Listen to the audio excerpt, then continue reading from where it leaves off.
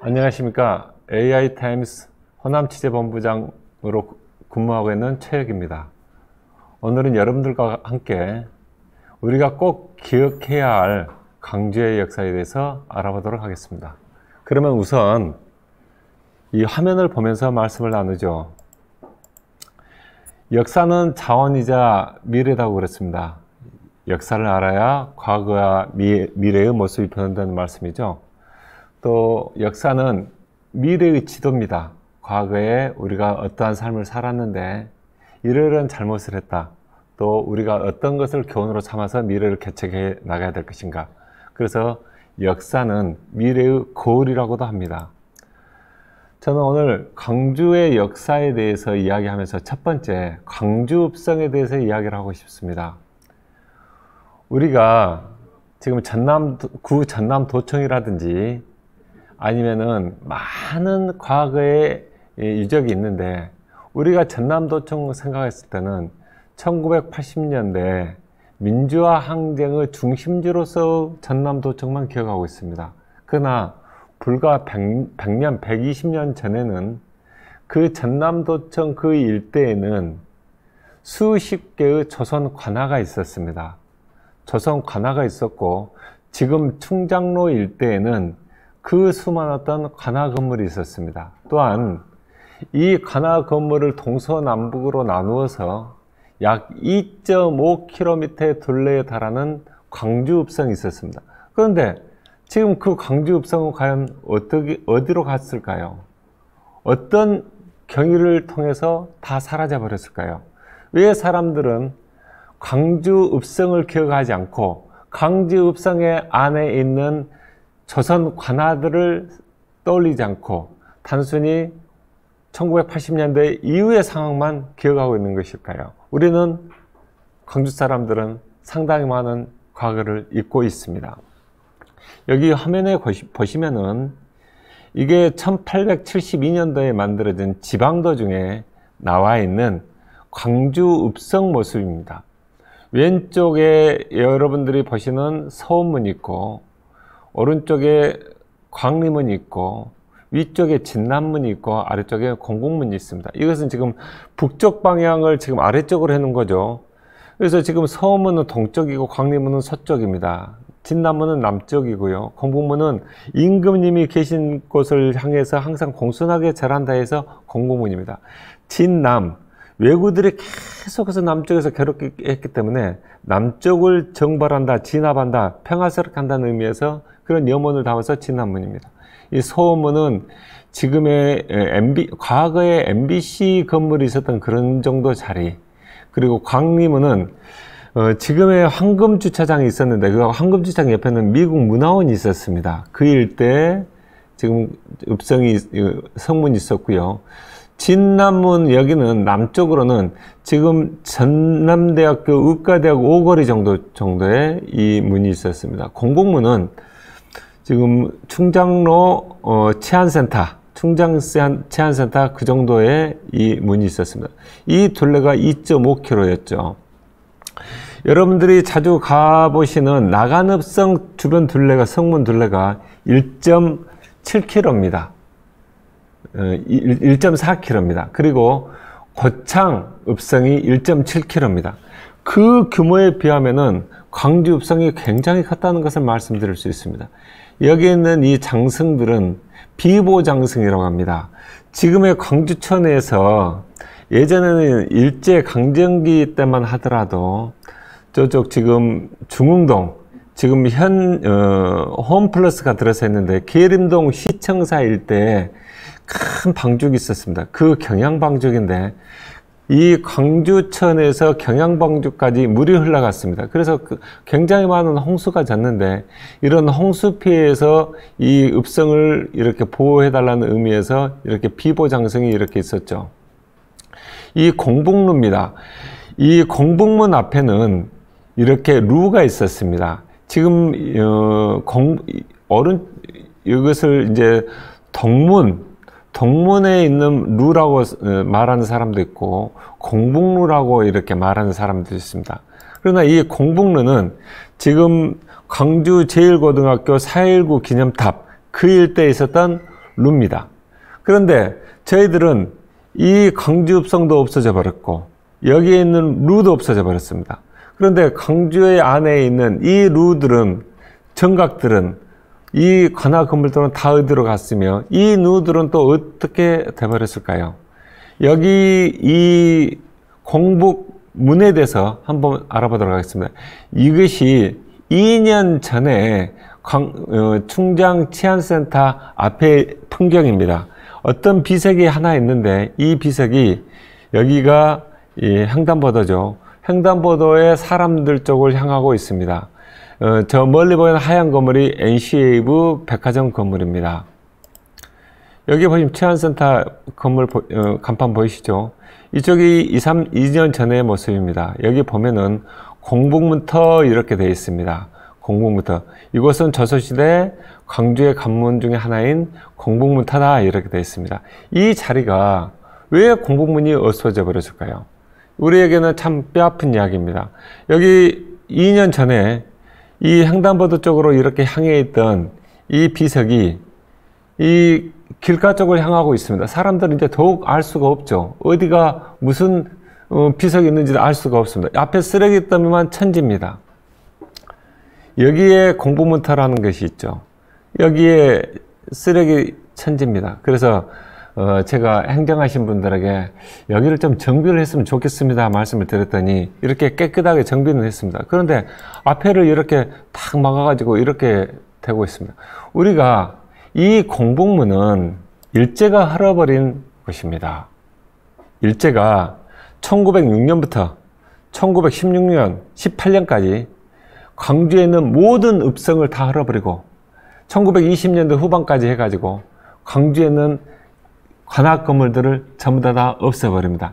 일제가 조선의 모든 자치를 없애버리기 위해서 광주 읍성을 흘러버리고 광주 읍성 안에 있는 관악 건물들을 다 없애버린 것이죠. 그러면 우리가 나라를 지키지 못했기 때문에 이 공북문이 흘렸다는 것을 우리 후손들에게 알려야 되지 않겠습니까?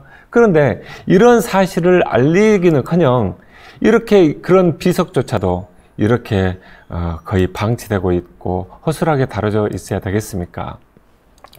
그래서 저는 참 안타까운 게 이 광주의 어떤 정수가 옛날에 관악 건물 일대에 다 있었는데 그 관악 건물은 온데간데 없고 여기에 지금 국립아시아문화전당이 지금 들어서 있어 가지고 우리 광주 시민이나 외지 사람들은 전남도 쪽 바로 옆에 저렇게 큰 문화전당이 있어 가지고 저기서 문화를 이렇게 생산해내고 다른 외국과 교류를 하는 모양이구나 그렇게만 해가지고 그 전남도청 그 일대의 역사를 불과 10년, 20년 전으로밖에 소급 적용하지 못하고 있습니다.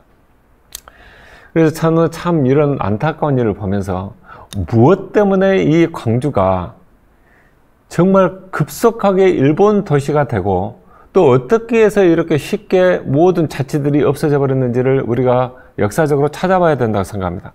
그 기원을 우리는 오쿠무라 엔싱이라는 사람을 통해서 우리는 찾아낼 수 있습니다. 오쿠무라 엔싱은 이 사람은 일본 불교를 포기하는 사람입니다. 1887년대 광주를 맨 처음에 왔는데 광주에 본격적으로 오기 시작한 것은 1898년부터입니다. 이 오쿠무라 엔싱이라는 사람은 광주에 있었던 전라남도 관찰사, 초대 관찰사 윤웅렬과 굉장히 깊은 인연을 갖고 있습니다. 1900년 초 1890년대만 하더라도 광주는 일본 사람들에 대한 굉장히 감정이 좋지 않았습니다. 그래서 배일했죠. 배척을 했습니다. 그래서 이 사람이 감히 광주에 와서 일본 불교를 포교를 하지 못하고 있었습니다. 그런데 1896년도에 윤웅렬이라는 사람이 전라남도 초대 관찰사로 부임을 해오게 되는데 이 윤웅렬이라는 사람이 30대에 일본의 부산에 있을 때 자객에게 쫓겨서 도망다니는 일이 있었습니다. 이때 이 오오쿠무라 엔싱이라는 사람이 부산에서 일본 불교 절을 가지고 있었는데 이 윤웅열이라는 사람을 숨겨주게 됩니다. 그래서 윤웅열이를 이 오오쿠무라 엔싱이 찾아서 당신 젊었을 때 내가 숨겨줬는데 내가 광주에 와가지고 이렇게 일본 불교를 좀 포교를 하려고 이렇게 사원을 지으려고 하는데 광주 사람들이 사지를 않는다, 팔지를 않는다. 당신이 좀 도와줘야 되겠다. 그렇게 부탁을 합니다. 맨 처음에 오오쿠무라 엔싱이 하도 사정을 해도 이 윤웅열이가 생각할 때는 이렇게 땅 사주게 하면은 이 광주 사람들이 저보다 들고 일어날 것 같아서 거절을 합니다. 그래서 또 와서 사정을 하니까 어쩔 수 없이 땅을 이렇게 몇백 평을 사게 해주는데 그 땅을 사게 해준 데가 지금 동명호텔 자리 지금 불로동 그 일대입니다. 그래서 그 오오쿠무라 엔싱이 동생이 오오쿠무라 이오코라는 여자가 있는데 이 여자가 약 10명 정도 되는 홍룡단 검객들을 데리고 광주로 들어오게 됩니다. 그러면서 여기다 잠호박교를 세우게 되죠. 그래서 6개월 만에 약 100명 정도가 이 광주로 일본 사람들이 들어오게 됩니다. 일본 사람 들어와서 집을 짓고 또 이렇게 사업을 하다 보니까 먹는 음식점도 필요하고 술 먹는 집도 필요하고 또 기생이 있는 집도 필요하니까 차츰차츰 그 일대가 일본 사람들이 살고 있는 일대가 술집과 유흥업소들이 점점 늘어나게 됩니다. 그 보작촌이 맨 처음에 일본 사람들이 한 10명 정도 살던 데가 주변이 점점 이 유흥업소가 많아지는데 그것이 지금 광주의 황금동이 됩니다. 황금동 불로동 일대가 그렇게 유흥업소가 많은 것은 일본 사람들 때문에 그렇습니다.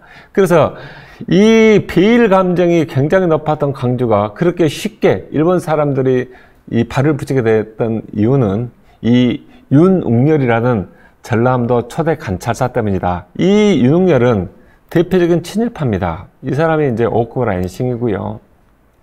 오른쪽에 있는 사람이 그 여동생입니다. 이 오오쿠무라 이오코죠. 여기에 보면은 여기에 가운데에 있는 사람이 윤웅열이라는 사람입니다. 이 윤웅열의 아들이 누구냐면은 윤치호입니다. 윤치호는 대표적인 민족주의자였는데 나중에 친일파가 됩니다. 그래서 중국에 유학을 하고 또 미국에 가서 신학대학교를 다니고 또 돌아와가지고 서재필 선생들하고 같이 이렇게 국민 계명 운동을 이렇게 벌이지만 나중에 친일을 하게 되죠. 그래서 우리가 참 안타까운 게 지금 우리나라 애국가가 작곡가는 안익태 선생으로 나와 있습니다만은 작시자는 미상으로 되어 있습니다.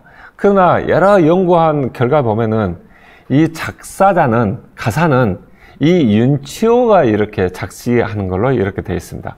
윤웅열의 친아들이 윤치호입니다. 그 밑에 있는 아이들은 이제 이복 동생이기도 하고 이런 쭉 돼 있죠. 이게 가족 사진입니다.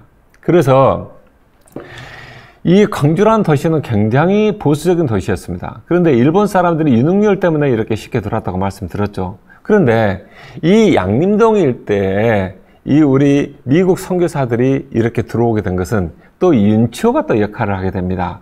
윤치호가 이 중국을 거쳐서 미국으로 가서 신학대학을 다닐 때 이 아펜젤러라든지 아니면 많은 북장로계, 남장로계 사람들하고 같이 교류를 갖게 됩니다. 마침 아펜젤러가 이렇게 안식년으로 해서 미국 돌아가지고 이 남장로계 이렇게 신학생들하고 같이 이렇게 기도 모임을 가질 때 이 아펜젤러하고 윤치호가 앞에서 간증을 하게 됩니다. 우리 조선이 이렇게 힘들다. 우리 조선을 위해서 기도를 해달라. 그래서 남장로계 사람들이 많이 목포를 통해서 또 인천을 통해서 이렇게 전라도로 들어오게 됩니다. 그때 마찬가지로 이 미국인 선교사들도 목포를 맨 처음에 1876년도에 들어와가지고 이렇게 목포에다 기반을 해가지고 정명학교라든지 영흥학교 이렇게 해가지고 그쪽에서 이제 선교를 하고 학교를 세웁니다만은 나주를 가서 이 전라도 선교본부를 만들려고 하다 보니까 나주가 이 유생분들이 워낙 이렇게 보수적인 분들이라 이 미국인 선교사들을 이렇게 받아들이지 않습니다. 어쩔 수 없이 나주에서 철수를 해서 광주로 들어오게 되는데 윤처가 이렇게 이야기합니다. 야, 우리 아버지가 전라남도 관찰사인데 우리 아버지한테 내가 편지 써줄 테니까 우리 아버지 찾아가라. 그렇게 이야기합니다. 그래서 윤치호 친구인 남장로의 미국인 선교사들이 이 윤흥열을 찾아갑니다. 그래서 윤흥열이가 마침 저기 양림동에 공동묘지 땅이 있는데 거기를 내가 사도록 해줄 테니까 그쪽에다 터를 잡아라. 그래서 윤흥열 덕분에 미국인 선교사들이 양림동에 터를 잡게 되는 것이죠. 그래서 이 윤흥열이란 사람은 광주가 쉽게 친일이라는 것은 좀 그렇고요. 이 일본색을 띤 도시로 빨리 이렇게 변하게 된 결정적 계기를 마련해 준 사람입니다. 또 윤흥열의 아들 윤초는 또 미국인 선교사들이 광주에 쉽게 정착할 수 있도록 이렇게 어떤 계기를 마련해 주죠. 그러면서 우리의 광주는 급속하게 변하게 됩니다.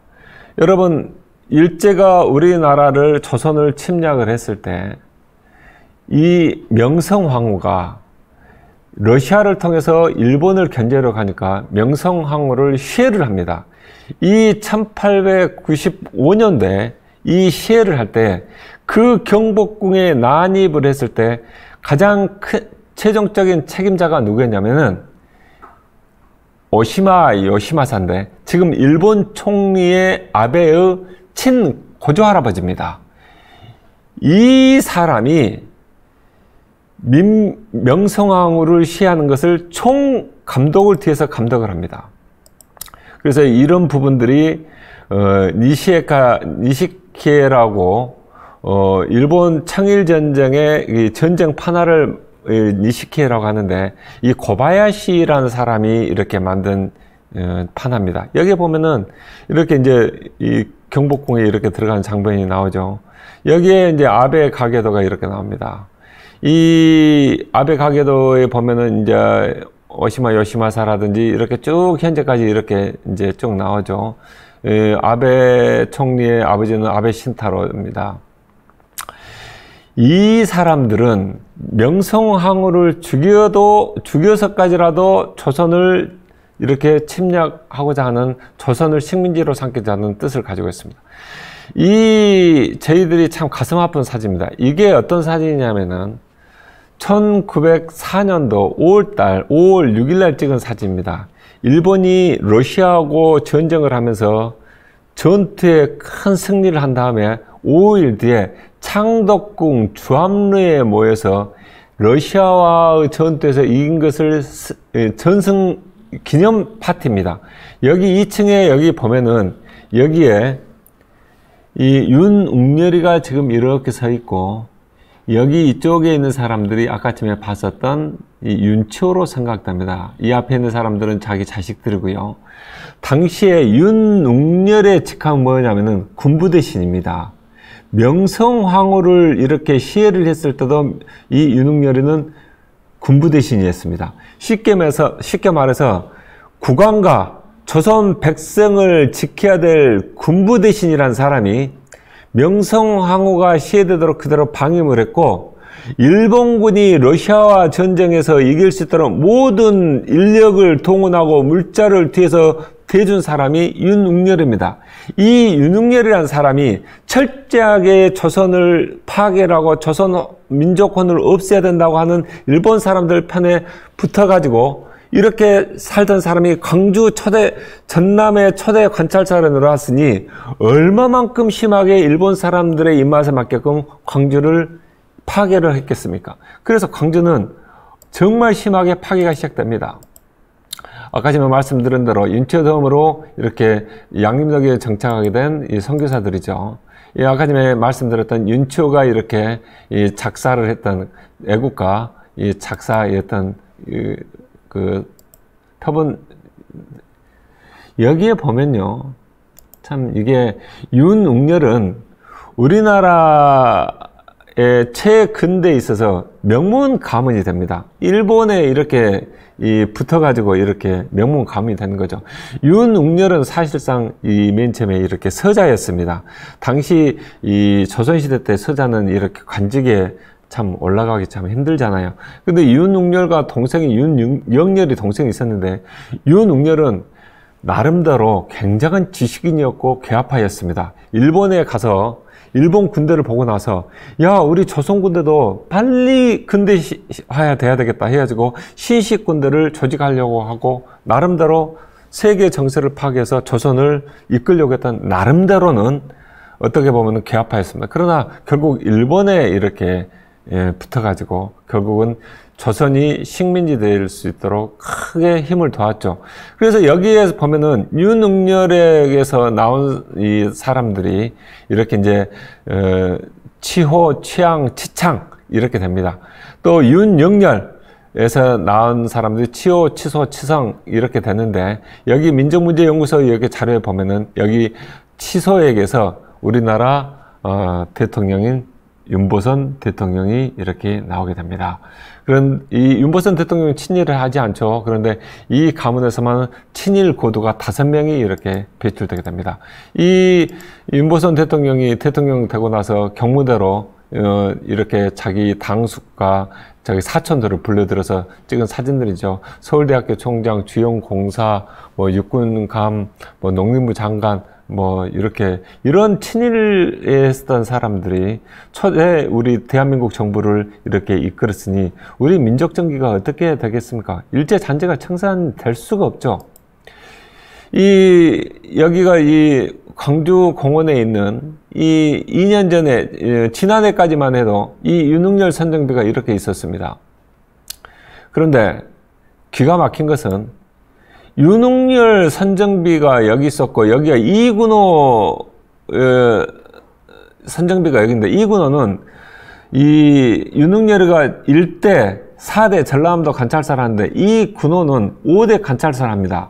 우리나라 을사오적에 이근택이라고 있습니다. 이근택이 군부대신인데, 이근택과 이근상과 이군호는 형제 3역적입니다. 이군호가 이군호의 친동생이 이근택 군부대시입니다. 을사보호조약 때 도장을 찍었던 이근택입니다. 이군호와 윤웅열의 선정비가 여기에 있는 권율 장군의 창의비를 이렇게 딱 이렇게 감싸고 있는 겁니다. 권율 장군은 7년 동안 우리나라 최고 사령관에 대해서 일본군과 싸웠던 분입니다. 이 권율 장군의 피를 두 친일파가 이 선정비가 둘러싸고 있는 것이 불과 작년까지 이렇게 계속되었습니다. 그래서 작년에 어떻게 됐죠? 여기다 이제 단제문을 세웠죠. 그런 다음에 이렇게 윤웅열 이렇게 비를 쓰러뜨리고 이군호 비를 쓰러뜨렸습니다. 여러분들 이렇게 눈에 보이는 것을 우리가 조금씩 하나씩 이렇게 고쳐나가고 있습니다. 그런데 일제가 그렇게 파괴를 해버렸던 우리 광주읍성에 대해서는 지금 우리가 어떻게 지금 복원을 하려고 하고 있고 어떻게 기억을 하고 있느냐, 그것은 별개 문제다 그 이야기죠. 서울 예를 잠깐 보겠습니다. 지금 여기 2년 전에 일왕 생일 파티 중단하라고 이렇게 해서 뭐 우리나라 시민단체들이 이렇게 남산에서 시위를 벌였습니다. 여기 남산에 일본 이 일제가 이 신사를 만들어서 여기서 참배를 하도록 했죠. 이 일대가 임진왜란 때 일본군들의 여기가 이 사령부가 여기 있었습니다. 이 일본이 이 남산 일대에다가 조선을 침략하면서 이 일대다 마찬가지로 사령부를 만들고 일본인들이 살 수 있는 거류지를 만들었습니다. 일본인들이 물러간 다음에 이 일대에 호텔이 들어섰습니다.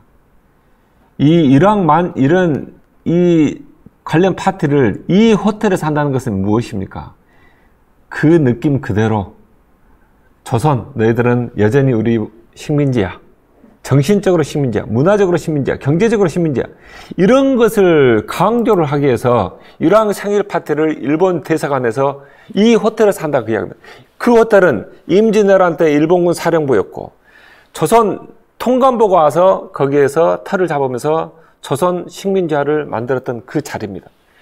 이런 자리에서 이 남산을 전부 다 이렇게 황폐화시켰는데 일본 사람들은 이 유달산에 봐도 이렇습니다. 일본 불교 사람들 와가지고 여기다 부동명왕 여기 대사 이렇게 해놨는데 전부 다 이 조선의 길을 누르기 위해서 일본 이 진원종 이 사람들이 이렇게 있습니다. 일본에서 당나라에서 이렇게 불교를 들어와서 일본에 이렇게 일본 불교를 이렇게 만들 때 88개의 이렇게 사찰을 일본에 만듭니다. 그래서 유달산에 88개의 이렇게 일본 불교 불상을 이렇게 새겨놓습니다.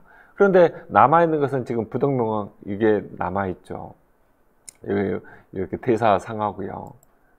이렇게 되어 있습니다. 이게 지금 일본이 우리 경복궁을 앞에 이제 막기 위해서 지금 조선 총독부를 경복궁 앞에다 지금 짓고 있는 건데 이 건물은요 육문당하고 육무당이라고 육문당은 왕이 나라의 일을 신하들과 같이 의논을 한 것을 육문당이라고 군사 사회를 받던 것을 육무당이라고 합니다. 근데 이게 1910년도에 찍은 사진입니다.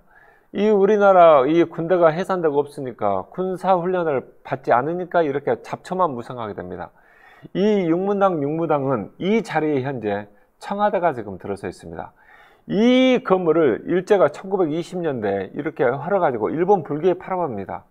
일본 불교 사람들이 이걸 그대로 헐어가지고 용산으로 가서 자기들 불교 법당으로 사용됩니다. 이 광복회 이 사람들을 일본 사람들이 철수를 할 때 이것을 원불교 측에서 얼른 사들입니다. 그래서 원불교에서 이것을 계속 법당으로 사용되고 있는데 이 80년대 이 용산이 재개발되면서 오갈 데가 없어졌습니다. 그래서 이 육문당 건물과 육무당 건물이 지금 영광 백수로 내려와 있습니다. 그래서 영광 원불교 영산 성지에 지금 여기에 보면은 여기에 지금 원불교 창립관 여기 박물관으로 지금 사용되고 있습니다. 우리가 조선을 지키지 못했기 때문에 우리 남산과 우리 좀 이따 말씀드리겠습니다만 이 광주 공원에 있는 이 성거산 지금 성거산이 두 동강이 나버리는데요. 모든 산하가 다 파괴가 됩니다. 우리가 지키지 못했던 이 조국, 이 조선 이 지금 지방문화재로도 지금 이게 지정이 되어 있지 않습니다. 경복궁 건물인데 일본 스님들이 한번 헐고 용산에서 영광으로 했을 때 한번 헐었기 때문에 문화재 가치가 없다는 이유로 문화재 지정이 되지 않았습니다. 여러분 우리가 나라를 지키지 못해서 산하가 파괴가 되고 임금이 살고 계시던 경복궁 건물이 영광까지 내려와 있다 한다면은 우리가 얼마나 많은 교훈을 거기서 받을 수 있겠습니까? 문화재라는 것은 우리가 예제대에 이런 정신을 가지고 이런 의미가 담겨져 있었는데 우리가 나라를 제대로 지키지 못해 가지고 돌고 돌아서 영광까지 와 있는 경복궁 건물을 한다면 이것이야말로 역사의 교훈을 줄 수 있는 문화재가 아니겠습니까? 그런데 이런 것들이 제대로 지켜지지 않습니다. 여기에 광주 신사, 일제강점기 때 만들어진 광주 신사입니다. 이 광주 신사 자리에 지금 그대로 지금 여기에 광주 신사가 없어지고 지금 충원탑이 이렇게 세워져 있습니다. 우리가 지금 어떤 새로운 개념이 필요하죠. 일본 신사가 있는 자리에다가 우리 경찰 충원탑, 호국영령탑을 이렇게 세우는 것. 우리가 어떤 기념비를 세우더라도 다시 한번 역사를 되돌아봐야 될 필요가 있습니다. 아까 제가 광주읍성 안에는 광주 관아가 많다고 했습니다. 이 함호당 건물입니다. 이 일본 사람들이 여기가 지금 전라남도 이제 관찰부 앞에 있었던 모습이죠. 여기가 지금 이쪽으로 해가지고 옛날 굳이 이렇게 따져보자면 여기 이제 장동으로 가는 그런 길목 같습니다. 다 없어져 버렸습니다. 이게 이제 다 잃어버렸죠. 이 수십 개의 강주 관아가 있었는데 그 중에서 가장 컸던 건물이 강주 객사 건물입니다. 강주 객사는 무등국장 그 일대에 쭉 있었던 겁니다. 강주 객사는 조정에서 높은 사신이 왔을 때 혹은 외국 사신이 왔을 때 임금님의 골패, 임금님을 대신하는 골패를 모셔다 놓고 우리 지방 관리들이 초하루나 혹은 매달 한 번씩 이렇게 인사를 드리던 이런 곳입니다. 지금으로 말하면 영빈관 같은 것이죠. 그래서 임금에 대한 예를 올리기도 하면서 또한 사신들 혹은 고위 관리들을 접대를 하는 그런 곳입니다. 이 객사를 다 헐어버리죠. 이 객사 정문이 황하루입니다. 이 황하루인데 일제가 이것을 그대로 갖고 있다가 1920년대 이 동명동에 1910년대 동명동에 이 강주 형무소를 새로 세웁니다. 이 형무소를 세울 때 이 뜯어가지고 가가지고 여기서 일본인 간수들이 여기서 교육을 받는 그런 시설로 사용을 합니다. 이게 문화동으로 1970년대 강주 형무소가 이렇게 이전을 했을 때 그나마 이 정문이었던 황하루 건물도 없어지고 말죠. 그래서 이 동명동에 있는 강주 형무소는 우리의 독립지사들, 이 항일지사들이 거기에서 고초를 이렇게 겪었던 곳입니다. 지금 동명동에 가면은 조그맣게 강주 형무소 터라는 그 비석만 있습니다. 여러분, 우리가 소녀상을 세우는 것은 우리가 일제로부터 나라를 지키지 못해 당해왔던 우리 누이들의 아픔을 잊지 말고 우리가 나라를 건강하게 잘 지키자는 그런 의미를 담고 있는 거 아닙니까? 우리가 이 나라를 지키기 위해서 애썼던 우리 항일지사들, 우국지사들이 고초를 겪었던 그런 장소를 잘 기념해가지고 자, 우리가 진짜 나라를 잘 지켜야 된다. 그 뜻을 되새겨야 되는데 누가 동명동에 강주 형무소가 있었고 거기서 얼마나 많은 사람들이 죽어나간지를 누가 알고 있습니까? 이게 우리가 강주의 역사를 잘 기억해야 되는 이유가 여기 있습니다. 이게 황하루입니다.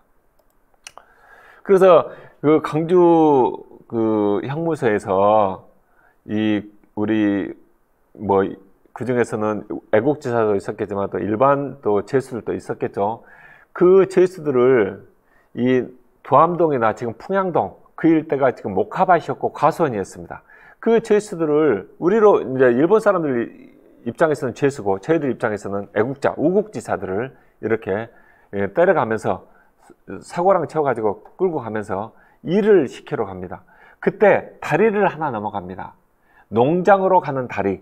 그래서 지금 동명동에서 산수도로 가는 그 다리가 농장다리인데 그 농장다리 이름은 그 강주 형무소에서 이렇게 수감되어 있었던 우리 이 애국지사들에서 비롯된 이야기입니다. 우리가 나라를 지키지 못했을 때 얼마나 많은 산하가 없어지느냐. 이게 태봉산입니다. 강주역 앞에는 이 태봉산이라는 이 산이 있었습니다. 이 왕자의 태를 묻었던 이 산이죠. 이 산을 지금 아까 말씀드렸던 중흥동에 있는 구시청 그 일대에 경양방죽이 있었는데 이 일본 사람들이 강주가 점점 커지니까 이 태봉산을 헐어서 경양방죽을 메꿔버리자 그렇게 이야기합니다. 그래서 지금 강주고등학교에 있는 그 일대도 경호대라고 높은 언덕이 있었는데 그 경호대까지 헐어가지고 경양방죽을 메꿔버립니다. 여러분, 태봉산은 우리 강주 사람들이 생각할 때 왕자의 태가 묻어있던 진산입니다. 여유주라고 생각을 했죠. 어떻게 보면 강주의 보물입니다. 이 일본 사람이 생각할 때 태봉산을 할 때마다 이 사람들이 고려를 생각하고 조선을 생각하겠네 하면서 저걸 없애버렸다 생각합니다. 또 경양호는 조선의 문인들이 강주의 경치를 이렇게 노래할 때마다 정말 그 읊었던 아주 아름다운 경치입니다. 일본 사람들은 강주의 진산인 태봉산과 강주의 명성인 이 경양방죽을 없애가지고 이게 토지로 만들어버립니다. 참 안타까운 일이죠. 오로지 지금 남아있는 것은 태봉산 유래비 이렇게 하나만 있는데 더 가슴 아픈 일은 이렇습니다. 경양방죽 터라고 이렇게 나와있죠. 그런데 여기다 이렇게 되어 있습니다. 이곳은 조선시대 농업용 저수지인 경양방죽 터다.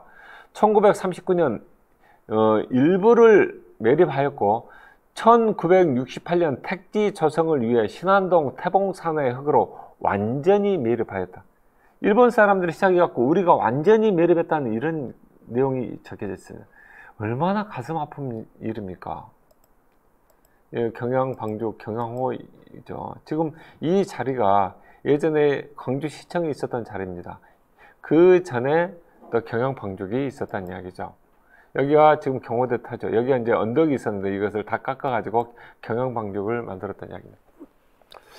일본 사람들은 1894년도부터 본격적으로 조선 침략을 시작합니다. 본격적이란 말은 조선 백성들을 죽여가면서까지 조선 식민지화를 이루기 시작했다는 그 이야기입니다. 물론 일본의 조선 침략은 1876년에 이렇게 그 강화도 조약을 통해서부터 이제 본격적으로 시작되죠.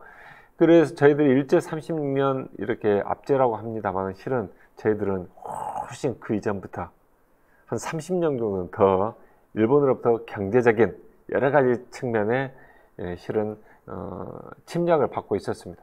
여기에 보면은 이게 일본 아까 전에 말씀드린 니시키에라고 이 청일전쟁 판화인데 여기에 보시면은 여기 조그맣게 조금 선명하게 해놨습니다만 여기 보면은 조선 폭독이라고 이렇게 되어 있습니다. 조선 폭독이. 일본 역사에서는 동학농민혁명, 갑오항쟁이 없습니다. 일본 역사에서는 이 청일전쟁의 부분으로 청나라를 침략하러 갈 때 조선 사람들 조금 이렇게 저항을 해가지고 이것을 진압을 했다 해가지고 청일전쟁 안으로 이렇게 집어넣어 버렸습니다. 왜 그러냐면은 이 조선 백성들을 학살했다는 것을 숨기기 위해서 그렇습니다. 그래서 광주 전남 지역에는 일본군에 맞서서 조선 농민들이 싸웠던 유적지가 전투지 혹은 유적지 그런 데가 한 400군데가 됩니다. 우리 광주에서는 이 유덕동 덕산 이 동학농민군들이 이 광주에 이렇게 있으면서 혹은 또 무안 또 한평 또 영광 그렇게 있으면서 이 나주성을 공격을 하려고 합니다. 6차례 공격을 하는데 결국은 실패를 합니다. 그래서 11월 마지막 날에 나주성을 공격을 하는데 실패를 합니다. 그래서 동학농민군들이 이 나주성에서 철수를 해서 이렇게 화순을 거쳐서 장흥까지 이렇게 내려가게 되는데 마지막으로 하룻밤을 묵었던 장소가 이 유덕동 덕산입니다. 이 덕산에 지금 보면은 이 산 일대에서 이렇게 했죠. 그러나 광주 시민들이 이 동학농민혁명운동은 전북 쪽 정읍 황토현 일대에서 이렇게 저렇게 있다가 끝난 이야기로 생각을 합니다. 그러나 그렇지 않습니다. 이 황토현 전투를 제외하고는 가장 큰 전투들은 대부분 다 전라남도 지역에서 벌어졌습니다. 특히 장흥 석대들에서는 1894년 12월 16일부터 18일까지 3일 동안 또 해남 일대까지 또 포함을 하면 약 보름 동안 우리 농민군 3만 명이 일본군과 우리 조선 강군 3천여 명을 상대로 해서 3일 동안 치열한 전투를 해서 상당히 많은 사람들이 여기서 죽었습니다. 그런 전투가 이렇게 덕산 일대에서 이 동학농민군들의 유적지가 있는데 우리가 그것을 기리지 않습니다.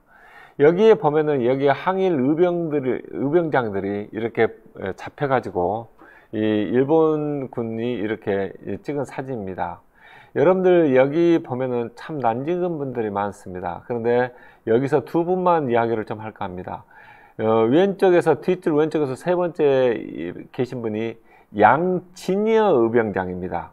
오른쪽에 계신 분이 심남일 의병장입니다. 왼쪽에 계신 이 양진여 의병장의 아들이 양상기입니다. 양진여, 양상기 이 의병장들은 아들과 아버지 사이입니다.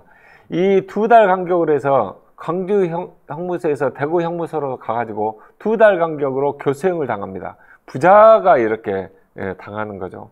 이 양진여, 양상기 의병장이 이렇게 묻혀 있는 곳이 바로 여기 백마산 그 일대입니다. 여러분들이 이 풍암동 농산물 시장에서 저쪽 서창을 거쳐서 남평으로 가는 큰 길, 그 회제로 가다 보면은 우측으로 이 버스 정점들이 있는데, 버스 정점 끝나고 그 다음 산이 언덕이 백마산 언덕입니다. 여기에 양티녀 양상기 의병장의 묘소가 있는데, 이 양티녀 양상기 의병장들은 참 처참한 일을 당합니다. 예, 양티녀 의병장이 죽고, 잡히자 일본 사람들이 양티녀 의병장의 부인을 체포해서 끌고 갑니다. 그런 다음에 거꾸로 매달아 놓고 눈에다가 고춧가루를 넣어가면서 고문을 합니다.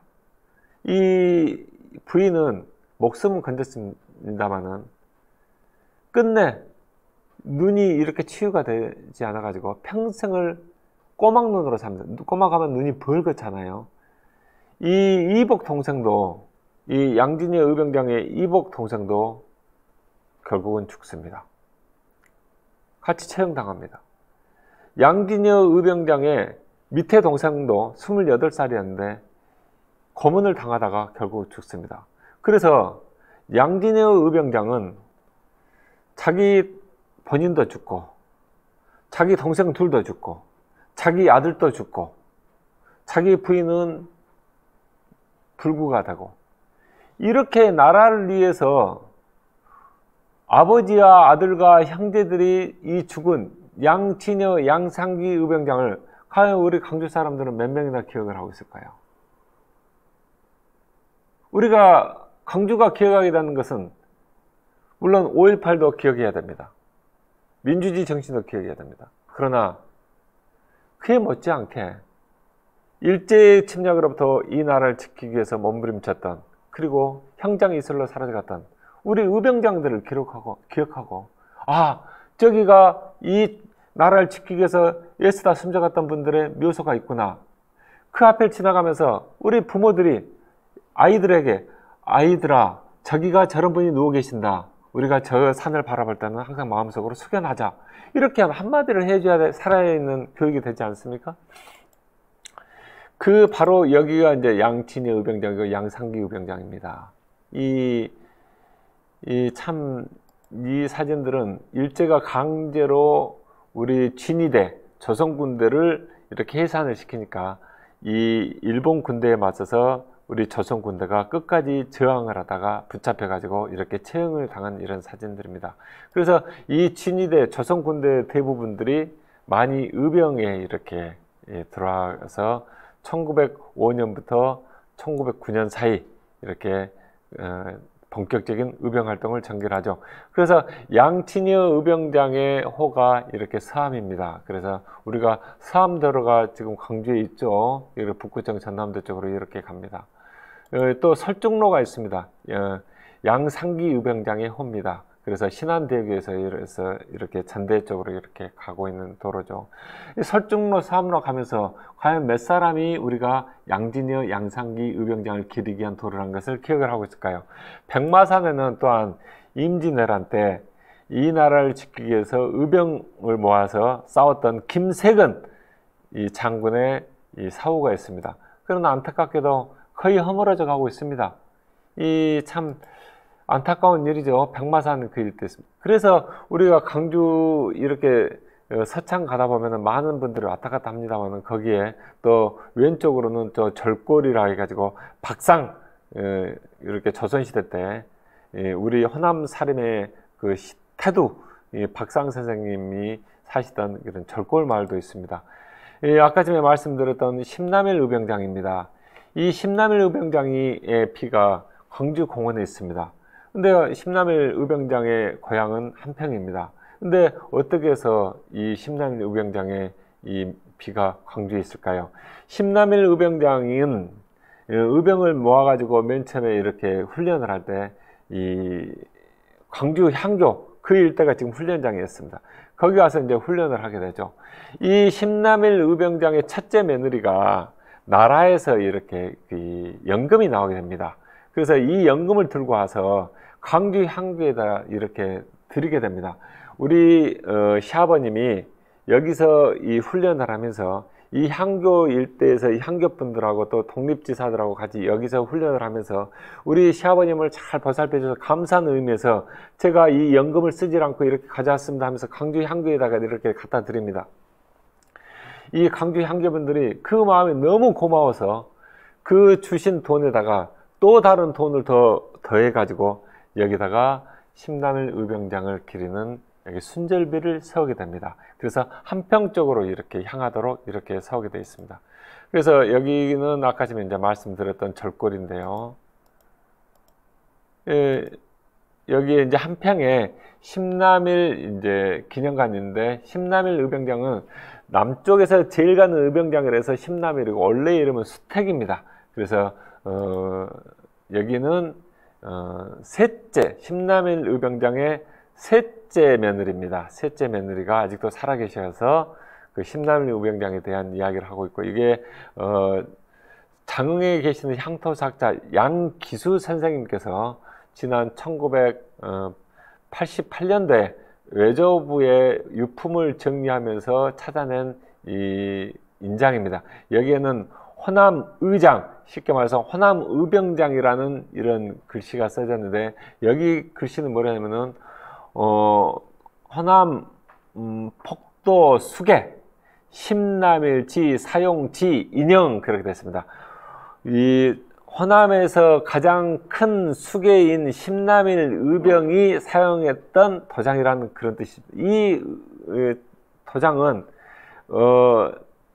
광양 쪽에 있는 의병부대나 혹은 다른 안경부대라든지 아니면 다른 의병부대하고 이렇게 서로 연락을 해서 작전 계획을 세울 때 작전 문서에다가 이렇게 도장을 찍어 가지고 이것은 심남일 내가 보낸 거요, 이렇게 확인을 시키는 겁니다. 그래서 지금 여기에 계신 분들은 여기에 지금 이제 심남일 의병장의 셋째 아드님이 이제 상호분인데 그 아드님이고 손자분입니다. 그래서 이분들이 지금 한평에 있는 기념관을 지금 이렇게 운영하고 계시죠. 여기 농성 사거리에 보면은 여기에 이제 우리가 김태원 의병장의 동상이 있습니다. 최근에 이제 이렇게 앞쪽으로 이제 옮겼죠. 앞쪽으로 옮겨가지고 했습니다. 이 김태원 의병장은 이제 나주 분이신데 이 담양, 어등산 그 일대에서 혁혁한 공을 세웁니다. 그런데 아까운 나이로 39살의 나이로 이렇게 일제에 잡혀서 이렇게 총살을 당하죠. 동생인 김율, 김태원 같은 분입니다. 이 김준 이름을 김태원이라고 하고 그 동생 김율인데 이 형제가 같이 죽습니다. 그래서 어등산 쪽을 향해서 이렇게 계시죠. 이분이 지금 이렇게 동상을 제작할 때 김태원 의병장의 어떤 그런 모습을 전혀 알 수가 없기 때문에 이 후손들의 이렇게 좀 얼굴 윤곽을 따옵니다. 이분이 광주 전남 광복회장을 하고 계신 김갑재 분입니다. 이 김태원 장군이 일제에게 채양을 당하자, 잡히자 일제가 집에 쳐들어옵니다. 이 김태원 의병장의 부인이 이 일본 헌병들에게 내가 욕을 당할까 싶어서, 일본 애들이 워낙 그 나쁜 짓을 많이 하기 때문에 욕을 보일지 몰라서 시뻘건 인두로 본인의 얼굴을 지져버립니다. 젖가슴이랑 다 지져버립니다. 이 욕을 당하지 않게 그렇습니다. 그런데 이 일본 헌병들이 7살 된 그 김태원 의병장의 아들을 데려가서 고문을 또 합니다. 그 7살짜리 아들한테 고문을 합니다. 그 7살짜리 아들을 고문을 하니까 이 애기가 배견하겠습니까? 이 동자, 술자 쓰시는 분인데 이분이 절름발이가 되고 합니다. 이 절름발이가 되고 된 신분이 어렵게 50 넘어서 낳은 분이 지금 현재 민주화 투쟁을 하시고 지금도 광전원 광복회 활동을 열심히 하고 계시는 김갑재 회장입니다. 이 김갑재 회장의 얼굴 두상을 많이 번떠가지고 김태원 장군, 할아버지죠. 할아버지의 동상을 이렇게 세우게 됩니다. 그래서 농성동에 있는 김태원 장군의 동상을 갖다는 참 우리의 참 아픈, 우리가 힘을 기르지 못했기 때문에 일본에게 먹히고 말았던 그 아픈 사연과 그 유족들이 얼마나 고초를 당했는지를 함께 헤아려야 됩니다. 역사는 아는 만큼 보인다고 그러죠. 그래서 저희들이 이 동상에 얽힌 사연을 하면은 우리의 의병들에 대해서 더 자세히 알 수 있을 거라 생각합니다. 우리가 이 일제에 의해서 많은 땅이 고쳐지고 파괴되고 문화재가 없어졌습니다. 또 미국인 선교사들이 들어오면서 많은 부분이 변화가 됐습니다.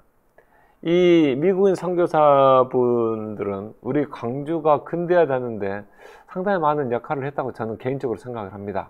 이 광주가 변하게 되는 가장 큰 원인 중에 하나가 이 외국인 선교사들의 전도와 또 교육이 있는데, 이 최홍정 목사님께서는 우리의 광주가 인본의 도시, 이웃을 사랑하고 나보다 못한 사람들을 아끼고 보살피는 그런 상생의 정신, 인본의 도시가 될 수 있게끔 기틀을 마련하신 분입니다. 이 최홍정 목사님께서는 이 외국인 선교사들이 남평 일대에 가면서 추운 날에 나 환자, 그냥 한센병이죠. 한센병 여환자를 이렇게 자기가 타고 있던 말에 앉히고 자기가 입고 있던 외투를 이렇게 입히는 모습을 보고, 나도 내 민족을 저렇게 사랑하지 못하는데 어떻게 해서 저 코쟁이 선교사들은 내 민족을 저렇게 사랑을 할까? 거기에 회심을 해가지고 목사님이 되신 분입니다. 그래서 많은 나은 자들을 이렇게 보살피게 되는데, 이 외국인 선교사들이 이렇게 병원을 세워가지고 양림동에서 이렇게 나은 자들을 보살피잖아요. 그래서 전국 각지에서 많은 이 사람들이 이렇게 찾아오게 됩니다. 나은 자들을, 이렇게 한센병 환자들을 더 수용하기 힘드니까 최홍정 목사께서 본인이 가지고 있던 땅, 양림동, 봉선동 땅을 이렇게 내놓아 가지고 거기서 나 환자 수용소를 이렇게 만듭니다. 이게 우리 광주 최초의 양림동에 세워졌던 나 환자 수용시설입니다. 이 나 환자 수용시설이 여수 애양원이 되고, 나중에 이 어떻게 병원이 됐냐, 공소록되어 있는 이 한센병 환자 그 병원으로 이렇게 성장을 하게 됩니다. 그래서 나 환자, 불쌍한 사람들을 이렇게 보살피고 이렇게 아껴주고 같이 살았던 그 인본 정신의 이 중심은 이 광주 양림동이다. 그 한가운데 최홍정 목사님께서 계셨다. 그래서 최홍정 목사님이 이렇게 여수에 계신 손양원 목사님, 이렇게 결국은 그렇게 연결이 이렇게 쭉 되는 것이죠. 여기 이제 외구의 침입에 대해서 한번 말씀드리겠습니다. 우리가 외구 하면은 학생 때 이렇게 생각을 했습니다. 외구들이 조그만 배 타고 와가지고 한 30명 내려가지고 얼른 반나절 이렇게 쌀 가져가고 여자들 끌고 가고 이렇게 다 생각을 했습니다. 그런데 자세히 들여다보니까 그게 아니었습니다. 1223년부터 1392년까지 169년 동안 529회 동안 이 고려를 분탕질하는데 가장 많이 왔을 땐 6,000명이 한꺼번에 배를 타고 옵니다. 몇백 척의 배를 타고. 그 중에서 1,000명은 기마병이었습니다. 지금 단량진, 지금 이진, 해남의 단량진 1555년에 우리는 그것을 을묘외변이라고 그러죠. 임진왜란 이전에 가장 큰 외변이었습니다. 1555년에 단량진 이진에 이 왜구들이 쳐들어왔는데 6,000명이 한꺼번에 쳐들어옵니다. 여기에 보면은, 여기에 왜구들이 계속해서 이렇게 이제 쳐들어오게 되는데, 여기가 전부 다 이제 나라의 그 세금으로 받은 곡식을 이렇게 개경으로 실어 보내기 전에 보관했었던 이 조창들이 있었기 때문에 여기를 이렇게 많이 습격을 합니다. 그런데 여기에 있는 점들을 한번 봐보십시오. 여기에 있는 이 점들은 왜구들이 노략질을 한 곳입니다. 저희들이 보통 생각하는 것처럼 섬 주변 해안가 주변만 있는 것이 아니죠. 이 왜구들이 150군데 고를 노략질합니다. 광주는 왜구들이 6번 침략을 합니다. 그런데 가장 여기가 이제 최무선 장군이고 여기가 정지 장군이죠. 여기가 이성계 장군이고 최영 장군입니다. 이 운봉촌투라고 있습니다. 이 왜구들이 남원 쪽에 와가지고 이렇게 이성계 장군에게 이렇게 대패를 당하죠. 이때 여기에서 지리산을 거쳐서 광주로 흘러들어온 약 70여 명 정도의 왜구가 있었습니다. 이 왜구들이 무등산 이 고개인 도동, 도적 도자에다가 동네 동자 씁니다. 그래서 도둑놈들이 살고 있는 고개라에서 도동인데 이 도둑놈들은 다른 왜구였습니다. 이 왜구들이 70여 명 정도 이 도동에 있으면서 계속해서 광주에 내려와서 담양 화순으로 가서 노략질하고, 그래서 이 광주 사람들이 견디다 못해서 이성계 장군에게 도움을 요청합니다. 그래서 이성계 장군이 이 군사들을 끌고 와서 이 왜구들을 이렇게 섬멸하려고 하니까 이 왜구들이 어디로 올라가냐면은 무등산 규봉암으로 올라갑니다. 무등산 규봉암에 올라가서 목책을 세우고 약 한 달 동안 이 결사항전 버팁니다. 이 결국은 이 왜구들을 이렇게 이성계 장군이 다 섬멸을 하죠. 그래서 우리가 봤을 때는 무등산하고 왜구하고는 아무 관계가 없을 것 같이 보입니다. 그러나 규봉암은 왜구들이 끝까지 항전을 했던 그런 역사를 가지고 있는 장소입니다. 여기 보면 이제 이게 왜구들이 이렇게 이제 다니는 옛날 모습 그림들이고요. 여기가 참, 그래서 저희들이 이 나라를 제대로 지키지 못했을 때 왜구들이 이렇게 깊은 광주까지 와서 노략질을 했다. 나라를 지키는데 우리들이 좀 더 참 많은 정성과 힘을 기울여야 되겠다. 이제 그런 생각을 합니다. 여기 이제 왜구들 외장들이 이렇게 쓰고 다니던 이렇게 갑옷과 투구입니다. 이 외장 중에서 소년 장수는 아지발도라고 그 황산 전투에서 이렇게 남원 운봉 일대에서 이렇게 싸울 때 이 워낙 용맹해 가지고 이렇게 다 가리고 있기 때문에 이렇게 죽이기가 힘들었었는데 이성계 장군이 활로 이 투구꾼을 끊어 가지고 이 앞에 흘러내리니까 쏴 죽였다는 그런 일화가 전해지고 있습니다. 우리가 이 돌곡에서 이 농성동을 거쳐서 상무 쪽으로 갈 때 왼쪽에 지금 광주 가톨릭 평생교육원이 있습니다. 옛날에는 대건 신학교, 가톨릭 신학대학교가 옛날에 그 자리에 있었고, 지금은 광주 대교구청과 광주 가톨릭 평생교육원이 있죠.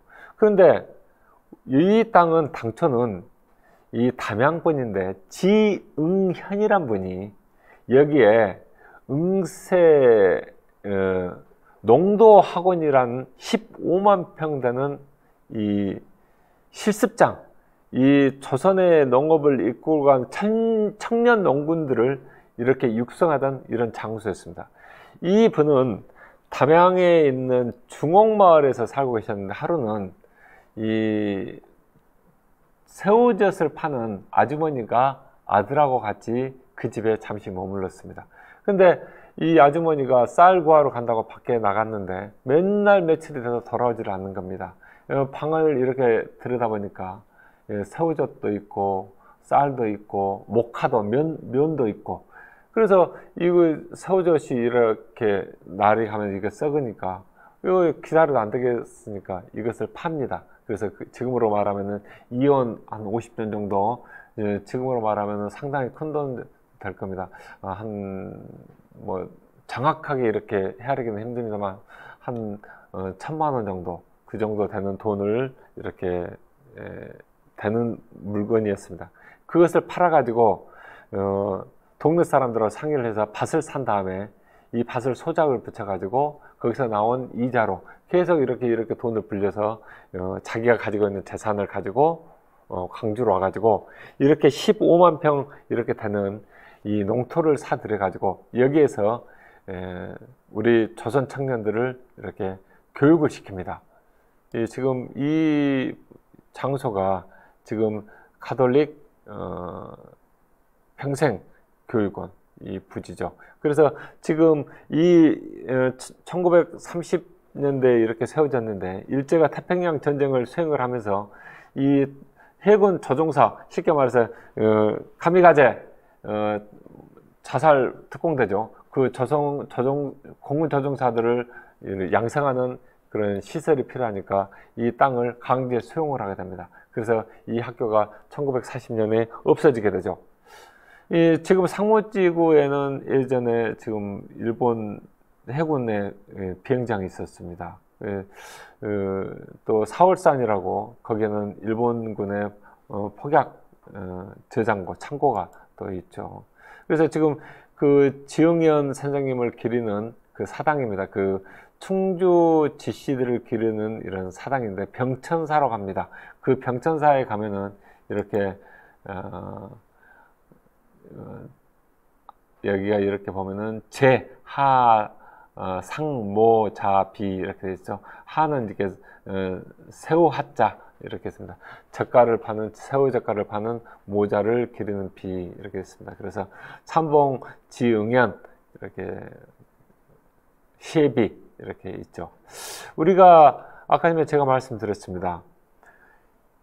이 백마산 일대 양진의 양상기 또 수많은 사람들의 죽음, 김태원, 김율 형제의 죽음, 또 광주천변에서 이렇게 총살당했던 우리의 독립지사들, 또 광주형무소에서 이렇게 죽어갔던 3.1운동 애국지사들, 얼마나 많은 사람들이 이 땅을 위해서 죽어갔습니까? 저 개인적으로는 참 안타까운 게 이런 겁니다. 지금 광주시장 앞에 가면은 이 참 조형물이 있죠. 보기 참 좋습니다. 그러나 무엇을 상징하는지 갸웃하는 참 그 시민들이 많이 있습니다. 이탈리아 건축가 그 예술가가 이렇게 만들어 놓은 건데요. 저는 여기 미끄럽기 때문에 여기 접근하지 마시오 그런 편말도 있습니다.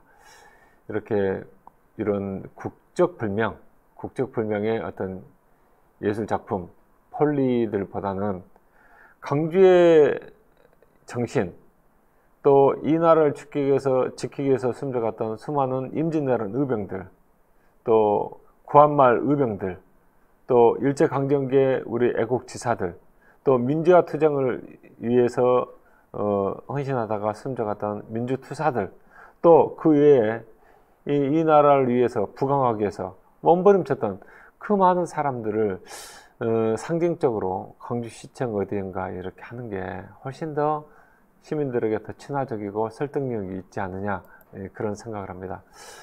또 한 가지 말씀드리고 싶은 것은 이 서정후 하사에 대해서 말씀드리고 싶습니다. 서정후 하사는 연평도 포격 당시에 마지막 병장 휴가를 말년 휴가를 나가기 위해서 연평도 포격장에 선착장에 서 있었습니다. 그런데 포탄이 떨어지죠. 서정후 하사가 이렇게 생각했으니까 그렇게 뛰어갔어요. 아, 이건 북한의 도발이구나. 빨리 부대로 복귀해야 되겠다. 실제로 서정후 하사는 포격과 동시에 부대로 뛰어갑니다. 그런데 북한군이 쏜 포탄이 서정후 하사가 뛰어가던 곳에 타집니다. 그래서 서정후 하사가 수고했던 이런 헌병대 이런 모표 같은 거에 이런 것들이 인근 소나무에 가서 다 박히고 말죠. 이 서정후 하사는 문성중학교를 졸업해 가지고 이렇게 대학교에 있다가 해병대에 자원 입대한 우리 강주의 아들입니다. 예전에 애국지사들이 이 나라를 지키기 위해서 숨져갔다 한다면, 마찬가지로 서정화사는 국방의 의무를 다하다가 또 북한의 도발에 맞서기 위해서 이렇게 하다가 죽은 광주의 청년입니다. 이 청년이 이렇게 장렬히 순국했는데도 불구하고, 전사했는데도 불구하고 잘 기리지 않습니다. 그래서 최근에야 문성중학교에 이렇게 뜻 있는 사람들이 십시일반 이렇게 돈을 모아가지고 서정화사 흉상을 이렇게 쏟았습니다. 저희들이 모스크바를 가더라도 이렇게 영웅의 횃불을 해가지고 24시간 꺼지지 않는 횃불에 많은 사람들이 헌화를 하고 합니다. 이 나라를 위해서 죽어간 이 청년의 동상 앞에 저는 우리 광주 시민들이 조그만 꽃이나 혹은 조그만 마음의 정성이라도 이렇게 했으면 하는 바람이 큽니다. 우리가 꼭 알아야 될 광주의 역사에 이어서 또한 우리가 꼭 기억해야 될 광주 주변의 역사도 여러분들과 함께 한 30분 정도 같이 말씀을 나누도록 하겠습니다. 먼저 여러분들께 교토에 있는 코무덤에 대해서 말씀을 드리고자 합니다. 1592년부터 1597년까지 7년 동안 임진, 정유재란 7년 전쟁이 끝난 다음에 조선에 500개의 군현이 있었는데 그 중에 하나 군현이 없어져 버립니다. 이유는 일본군들이 다 죽여버렸기 때문에 사람들이 없어서, 쉽게 말해서 지금으로 말하면은 군 하나가 없어져 버린 겁니다. 그 군이 다름이 아닌 진원현입니다. 진원현은 장성 바로 옆에 있었던 현이었습니다. 당시에 임진왜란 당시에 약 7,000명 정도가 인구였던 걸로 생각되는데, 나중에 임진 정유재랑 끝나고 나서 인구를 헤아려 보니까 500명밖에 남아있지 않는 겁니다. 그래서 선조가 아니 500명밖에 되지 않는데 어떻게 해서 이렇게 현을 두겠느냐, 장성하고 합쳐라. 그래서 이 장성과 진원을 합칩니다. 그래서 지금 장성군, 진원면 그렇게 돼 있죠. 그래서 진원면이 없어지는데, 장성이 그 정도로 피해를 봤을 때는 이 광주를 비롯해서 영광, 나주, 한평, 진도, 해남이 얼마나 큰 피해를 입었는지 여러분들이 헤아리실 겁니다. 일본 교토에는 이 코무덤이라고 있습니다. 지금 이게 코무덤입니다. 이 코무덤은 5층 석탑이 이렇게 떠놓여져 있습니다. 도요토미 히데요시가 일본으로 출정하는 장수들에게 이렇게 지시합니다. 너희들이 가서 조선 군사들을 몇 명을 죽였는지를 우리가 알 수는 없지 않느냐. 그래서 너희들은 가서 코를 비워하라. 그렇게 이야기를 합니다. 그래서 여기에 보면은 20여만 개의 코를 자른다고 나오는데, 어떤 사람은 약 3만 개 잘 나갔을 것이다. 어떤 사람은 12만 개, 어떤 사람은 20만 개라까지 이야기를 합니다. 이 일본 사람들이 나중에 보니까 이 코를 잘라왔다고 하는데, 코 잘랐다면 얼마나 야만스럽게 생각되겠습니까? 그래서 이 사람들이 1500년대부터 이게 비총이 아니고 이총이라고 이렇게 각색을 합니다. 그래서 거기 현지에 가면은 이렇게 이총 이렇게 되어 있습니다. 우리 한국과 또 양심 있는 사학자들이 자꾸 교토시에 항의를 하니까 이총 해놓고 가로 해가지고 비총 그렇게 해놓고 있는 겁니다. 이 안에 일본 지역 내 전체적으로 한 5개 정도 지역에 이렇게 코무덤이 있는데, 여기에 있는 코무덤 안에는 약 3만 개에서 10만 개까지의 이렇게 코가 이렇게 매장되어 있는 걸로 생각이 됩니다. 여기에 지금 5층 석탑이 이렇게 되어 있죠.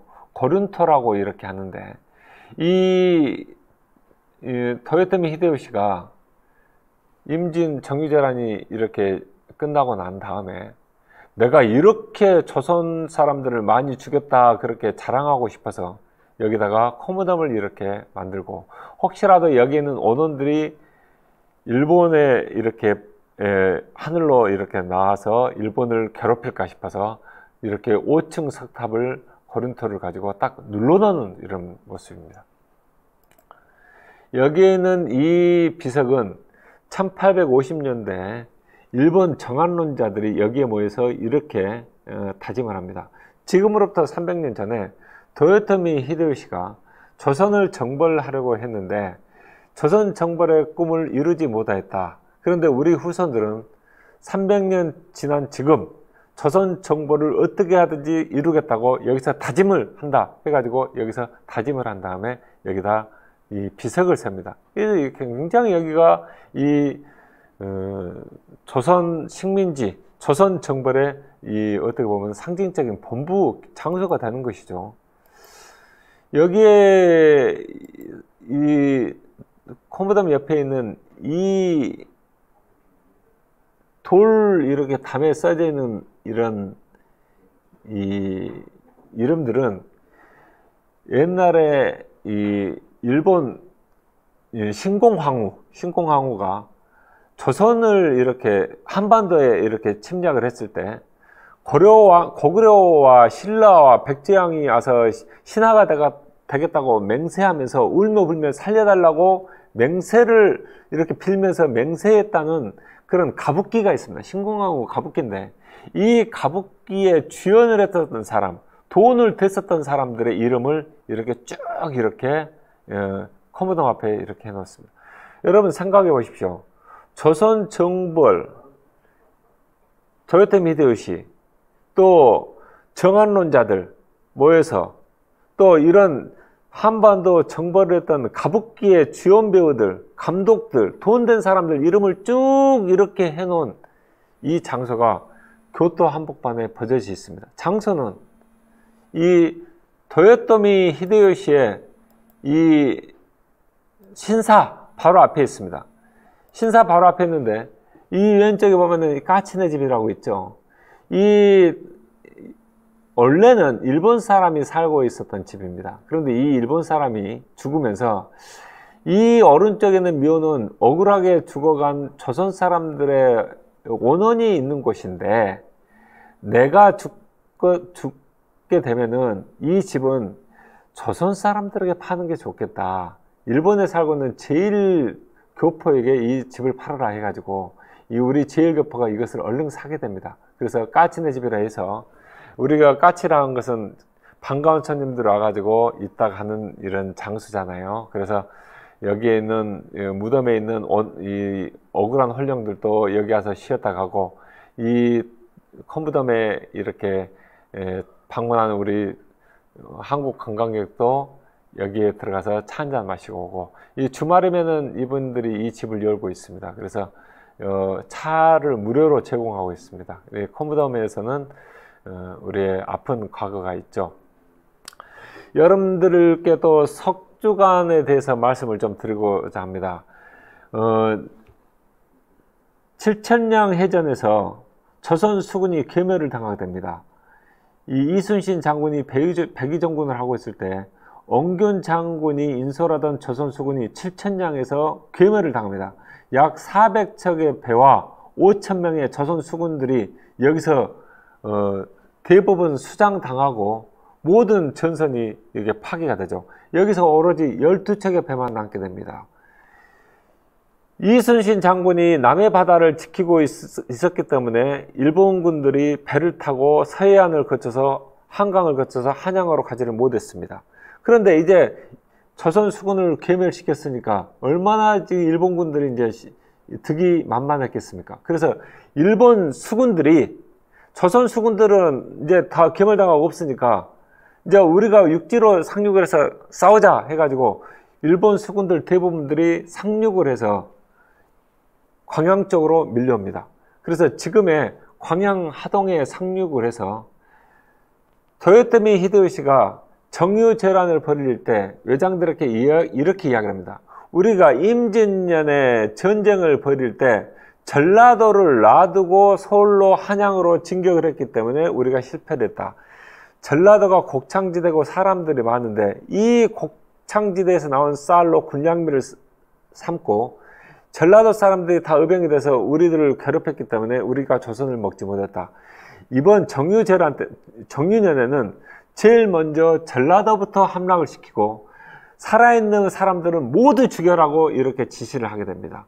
그래서 일본군들이 이 전라도를 함락하기 위해서는 이 석주관을 이렇게 넘어야 됩니다. 석주관은 경상도에서 전라도를 이어주는 조그만 산길을 말합니다. 그 길을 막고 있는 것이 석주관성이라고 합니다.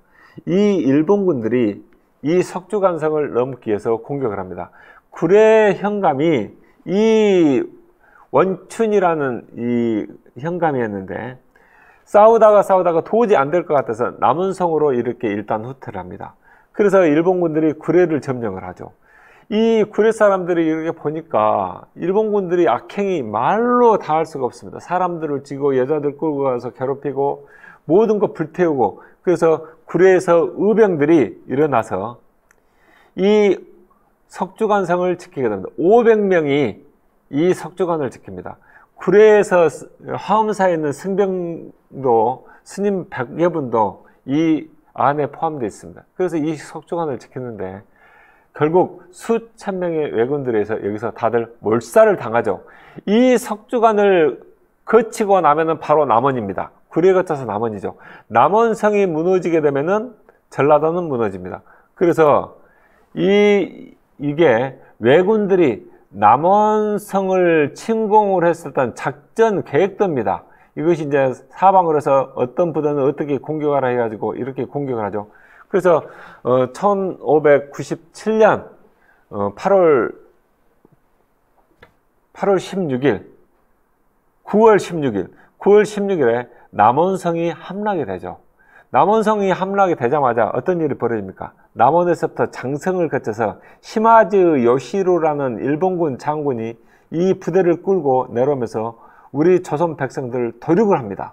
그때 시마즈 요시로라는 사람이 영광과 진원, 장성, 여러분 영광과 장성과 이 진원은 이렇게 붙어있는 지역입니다. 여기서 공식적으로 보낸 코가 35,000개입니다. 도요토미 히데요시에게 내가 코 35,000개 보냅니다. 보낸 게 그게 영광, 장성, 진원에서 보낸 코입니다. 우리가 처절한 참 아픔을 당하고 수모를 당하죠. 이게 뭐냐면은 지금으로 말하면은 자전적인 자서전입니다. 도요토미 히데요시의 자서전에 포함되어 있는 그림인데 이 선조가 조선의 선조가 이 길가에 죽어있는 어미의 젖을 빨고 있는 아이를 보면서 슬퍼하고 있는 이런 모습을 그린 겁니다. 참 이 선조는 참 어떻게 보면 참 무능했습니다. 무능했고 너무 참 우리 조선을 제대로 지키지를 못했죠. 이 그림은 예전에 일본의 역사 교과서에 실려 있었던 그 사파입니다. 도요토미 히데요시가 일본으로 보내온 일본 외장들이 조선에서 보내온 코의 숫자를 헤아리고 있는 그런 그림입니다. 아까 전에 말씀드렸죠. 이 아까 전에 코무덤이 풍신수길의 신사, 이 바로 앞에 500m 정도 떨어진 곳에 앞에 있습니다. 앞에 이 신사에 가면은 이런 목걸이 같은 것을 팝니다. 이런 목걸이를 우리 한국 사람들 가서 이렇게 사곤 합니다. 근데 이것은 뭐냐면은 당시 임진왜란 당시에 일본군이 차고 다니던 군번줄과 같은 것이었습니다. 이 군번줄 같은 것을 기념품으로 사고 온다는 것은 어떻게 되겠습니까? 여러분, 우리가 역사적인 사실을 잘 알아야 됩니다. 이 오사카 가면 이 천수각이 이것이 있습니다. 이 오사카의 천수각은 도요토미 히데요시가 여기에서 7년 동안을 머물면서 조선 전쟁을 총주의했던 장소입니다. 우리가 이 장소 앞에서만큼은 사진을 찍을 때 V자를 그린다거나 아니면 활짝 웃으면서 이런 사진은 좀 우리가 좀 자제하는 것이 저는 좋겠다고 생각을 합니다. 왜냐하면 이 도요토미 히데요시가 7년 동안 조선을 침략을 하면서 그 숱한 악행을 저질렀는데 우리가 여기서 과거에 대해서 성찰하는 그런 마음가짐을 가져야 한다고 생각을 합니다. 그래서 이 코무담 앞에서는 이 진도분들 가셔서 외덕산 사람들의 코무담 평화제라는 것을 여기서 하죠. 이분들이 가서 진도분들, 창하신 분들, 역사 공부하신 분들, 또 시민단체 활동하신 분들이 이렇게 한 30여 분이 가서 이 코무담 앞에 가서 위령제를 지내고 옵니다. 현희성 선생님이라고 이 위령제 참석하셔가지고 많은 일을 하신 분인데 일본 측 이렇게 그 관계자입니다. 이분이 좀 이따 다시 말씀드리겠습니다만 외덕산 구루시마 이순신 장군에 의해서 죽임을 당했던 명량에서 구루시마 후손입니다. 구루시마 현창의 회장인데 이 사람이 우리 외덕산에 대해서 다시 말씀드리자면은 명량해전 때 죽었던 왜군들을 진도 사람들이 양지 바른 데서 묻어줍니다. 그래서 진도에는 외덕, 외인들에게 덕을 베풀어줬다 해서 외덕산이 있습니다. 그 외덕산의 존재를 알게 되니까 일본 사람들이 구루시마 현에 있는 사람들이 와서 여기서 위령제를 자기 조상들에게 이렇게 지내주고 있습니다. 그 구루시마 현창의 회장입니다. 여기에 이제 박주원 선생님이 이런 이 외덕산을 사랑하는 모임을 주도를 이렇게 하고 계시죠. 여기가 명량해전이 이렇게 있습니다. 그래서 여기 보면은 외덕산이 진도에 여기 있고요. 구루시마 미치구사가 원래는 이 사람들이 다 왜구들이죠. 해상 도둑들입니다. 그런데 도요토미 히데요시가 조선 정벌을 하면서 이 사람들의 관작을 지죠. 너희들은 더 이상 왜구가 아니고 내 밑에 있는 정식 군인들이다 해가지고 작호를 줘가지고 조선 정벌에 이렇게 참여를 시킵니다. 여기가 굉장히 물살이 거센답니다. 그래서 구루시마라는 사람은 이 명량해전 때 이 명량의 울돌목의 거센 그 물살을 몰라서가 아니고 자기가 이렇게 도적질을 하고 있던 그 장소도 굉장히 물살이 빠른 지역이니까 저 정도는 우리가 헤쳐나갈 수 있다 했는데 그 이순신 장군의 그 치밀한 그 전술에 휘말려서 이렇게 최후를 이렇게 맞는 것이죠. 그래서 여기 일대 보면은 맨 처음에 약 100여 구 정도의 왜구들의 시신을 진도 사람들이 묻어줬다고 합니다. 그래서 구루시마 관계자들이 와서 여기서 매년 여기서 자기들 조상들에 대한 예를 갖추고 있습니다. 우리는 일본 사람들을 죽은 사람들을 그래도 불쌍하다 여기 가지고 우리는 이렇게 양지 바른 것에 묻어주지만은 일본 사람들은 우리의 코를 베어가서 이렇게 지금까지도 5층 석탑으로 눌러놓고 그렇게 있습니다. 참 그런 거 생각하면은 어떻게 역사를 풀어가고 과거의 잘못을 참 이렇게 해결해야 할 것인지 일본 측에서 참 많은 것을 생각해야 됩니다. 지금 여기가 지금 아까 제가 말씀드렸습니다. 남원성이 함락되고 난 다음에 일본군들이 물밀듯이 내려갑니다. 장성 거쳐서 영강 거쳐서 뭐 모안 거쳐서 한평 거쳐서 일부는 이제 진도로 한쪽은 해남으로 이렇게 갑니다. 해남에 미양사가 있습니다. 해남 미양사에 가면은 이 궤불이 있습니다. 이 궤불은 부처님을 그려놓은 그림입니다. 우리나라에서 제일 큰 궤불은 화엄사에 있습니다. 미양사에 있는 궤불은 두 번째 큽니다. 근데 왜 이렇게 큰 궤불이 있을까요?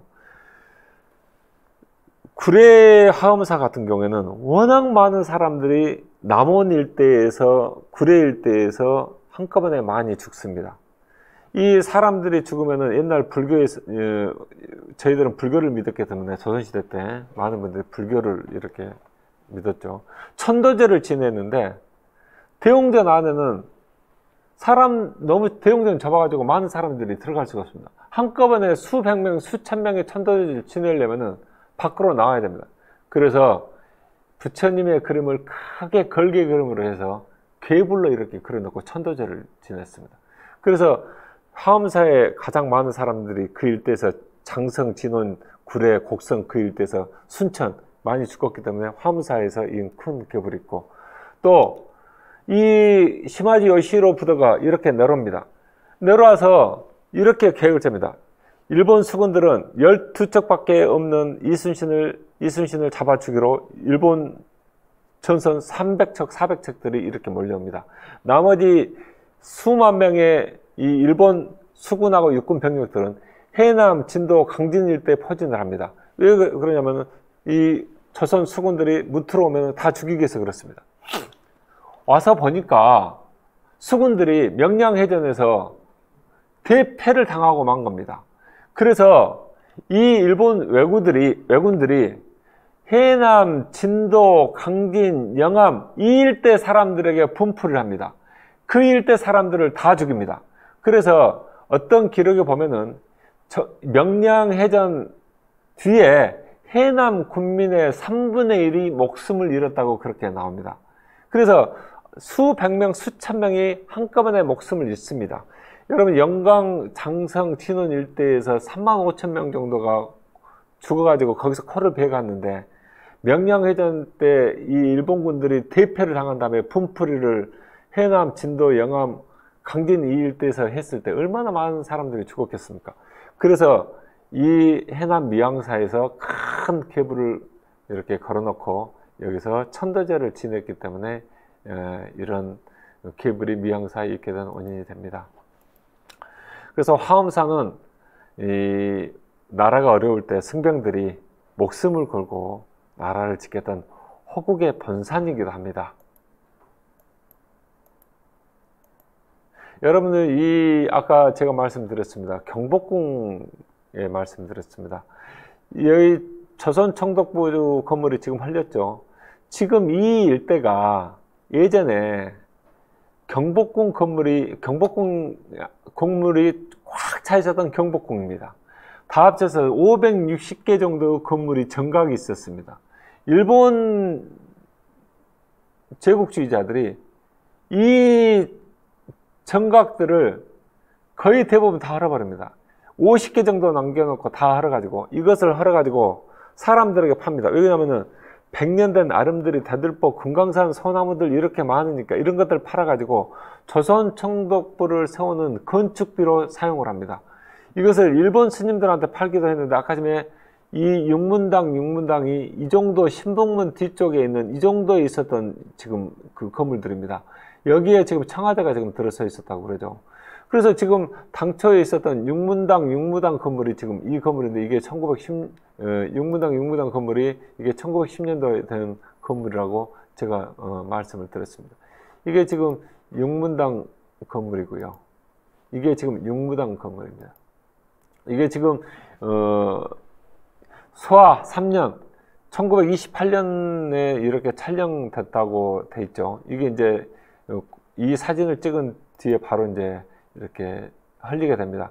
이 동아일보 같은데 유서 깊은 과거터 육무당, 양당, 철회 그렇게 돼 있죠. 그래서 진원정의 무상대여, 진원정의 무상대여 했다고 해요.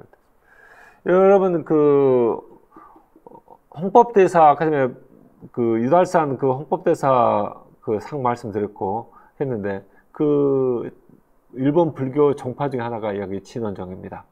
이 진원정에 이렇게 팔아가지고 용산에 있었던 그 모습이 지금 이렇게 육문당 모습이 이렇게 되어 있습니다.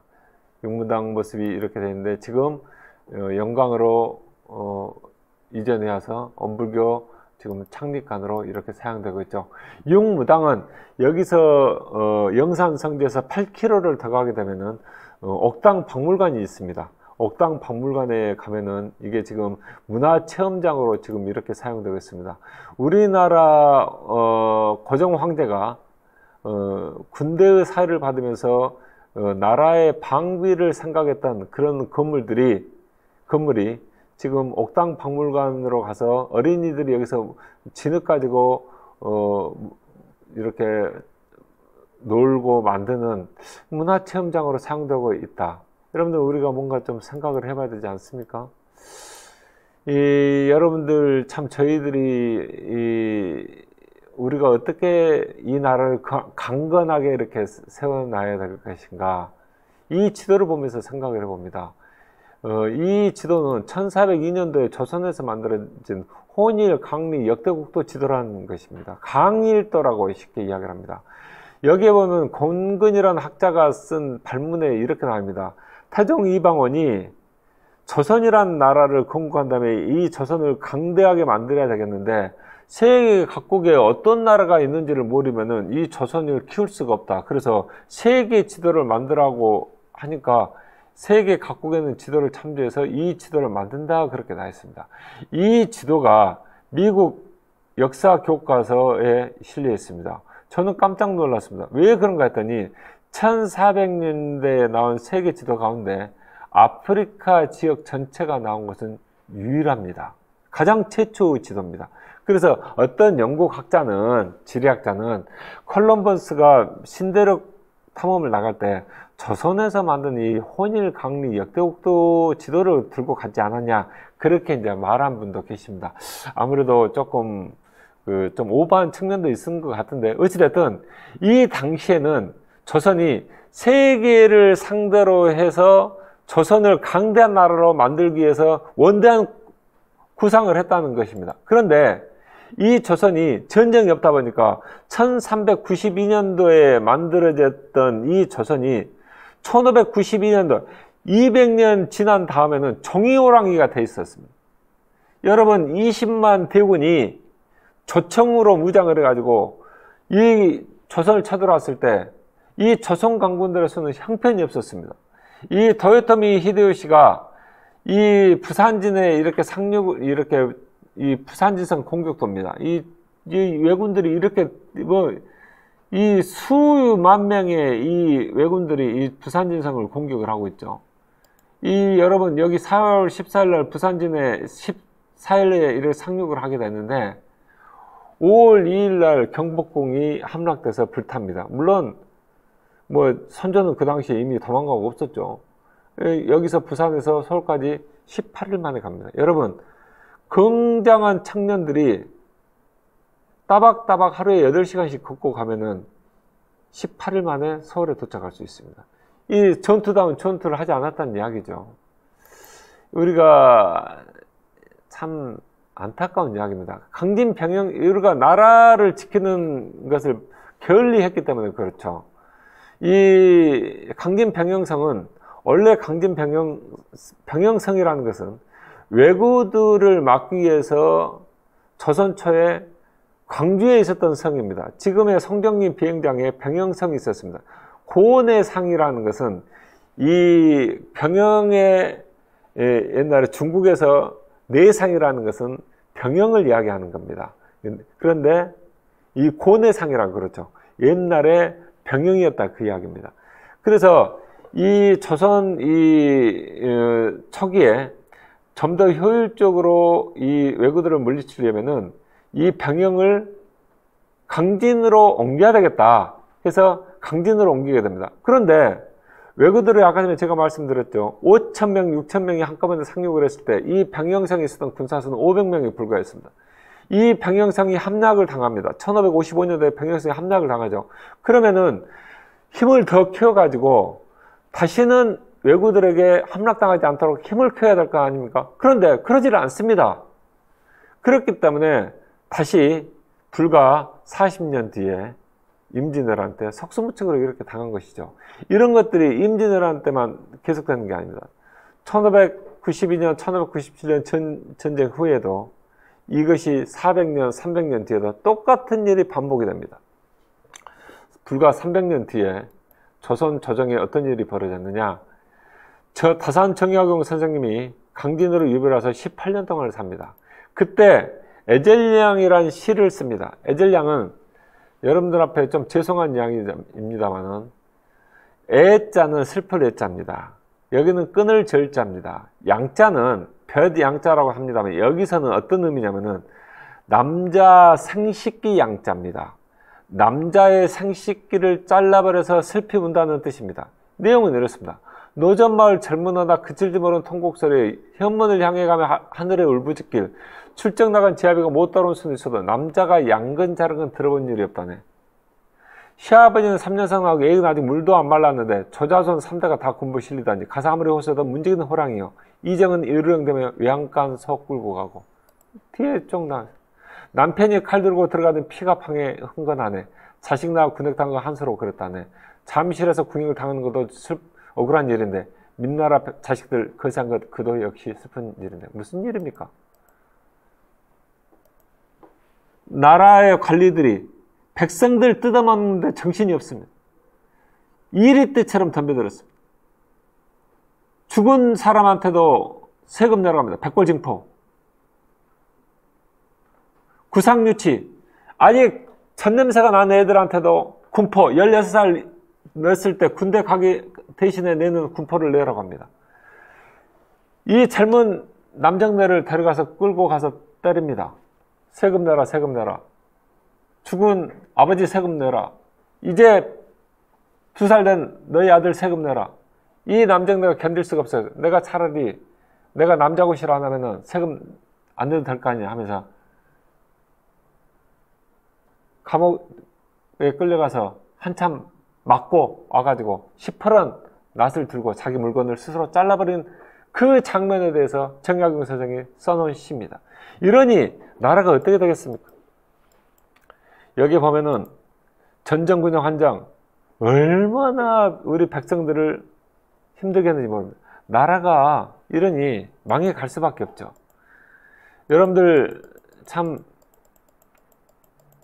보면은 여기 이 사진도 여러 개 한번 봐보십시오. 제가 몇 년 전에 티니안이라는 남태평양 섬에서 찾아낸 사진입니다. 이 사진 한번 봐보십시오. 이 어린 소녀들이 여기에 지금 이 게다에 지금 간발을 치고 있습니다. 간발이란 것은 헝겊으로 이렇게 이 다리하고 종아리를 이렇게 칭칭 감아맨 것을 말합니다. 여름 36도, 40도가 이렇게 가는 더위 속에서도 이렇게 긴 옷들을 입고 있습니다. 사탕수수 농장에 끌려간 우리 누이들입니다. 이 정신대들이죠. 이 사진을 가지고 미국 그 자료에는 어떻게 되어 있냐?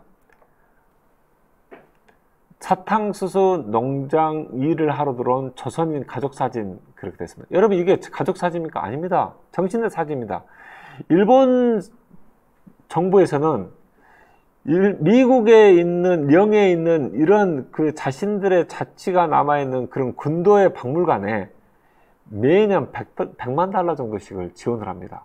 그래서 그 미국 입장에서는 박물관 사람 입장에서는 이 사진 설명에 대해서 일본이 원하는 사진 설명대로 따라갈 수밖에 없습니다. 그래서 일본 사람들이 말한 대로 사탕수수 농사 지으러 들은 조선인 농부들 사진이지 이건 정신대 사진이 아니야 그렇게 이야기하고 있습니다. 이건 정신대 사진입니다.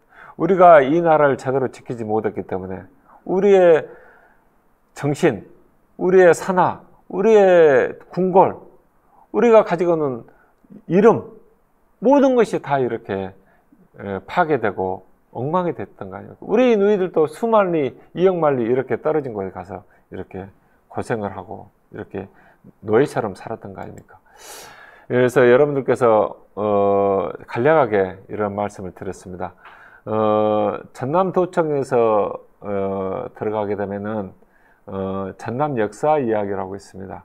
이 전남 역사 이야기는 매주 수요일마다 업데이트가 됐는데 전자북으로 40페이지 정도 되는 역사, 광주 전남의 역사 이야기를 옛날 자료, 사진 포함해서 매주 수요일마다 올리고 있습니다. 2020년 8월 첫째 주 현재 183회의 글이 올라가 있습니다. 이 여기를 살펴보시면은 여러분들께서 읽으실 만한 여러 글들이 있을 겁니다. 한번 살펴보시기 바랍니다. 이 자리를 빌어서 많은 분들께 감사를 드리고 싶습니다. 돌아가신 박선홍 선생님, 그리고 항상 지역의 역사를 위해서 열심히 연구하시고 가르침을 주고 계신 노성태 선생님, 또 조강철 선생님, 또 위이안 선생님, 또 양기수 선생님, 또 순천대학교에서 학생들을 가르치다 최근에 명예교수로 퇴직하신 우리 홍용기 박사님, 또 동학 농민혁명을 이렇게 연구를 하시면서 굉장히 많은 일본과 한국에서 많은 연구를 하시면서 가보항쟁의 진실을 규명해 주신 박명수 원광대 총장님, 또 음지에서 항상 많은 글을 쓰고 있는 우리 정인서 서구문화원장 여러분들, 또 대동문화원 조상열 대표님, 모든 분들께 감사와 격려와 위로의 박수를 보냅니다. 오랜 시간 동안 감사드립니다.